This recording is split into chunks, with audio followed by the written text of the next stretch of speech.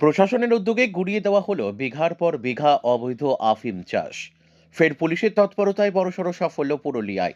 রবিবার গোপন সূত্রে খবর পেয়ে বলরামপুর থানার ঘাটবেড়া অঞ্চলের অযোধ্যা পাহাড় সংলগ্ন লুকুই চাটানি, সোদাগোড়া ও বরগড়া সহ বিভিন্ন এলাকায় এক বিশাল যৌথ অভিযান চালায় প্রশাসন।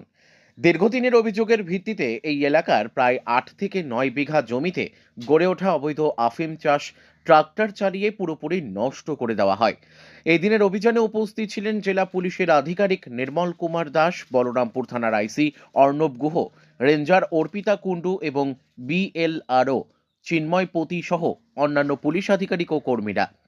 পুলিশ, ভূমি ও ভূমি রাজস্ব দপ্তর, বন দপ্তর এবং আবগারি দপ্তরের এই সম্মিলিত অভিযানে অবৈধ চাষের শিকড় উপড়ে ফেলা হয়েছে। ও লেখো, এর আগেও জেলা জুড়ে একাধিকবার এই ধরনের অভিযান চালানো হয়েছে।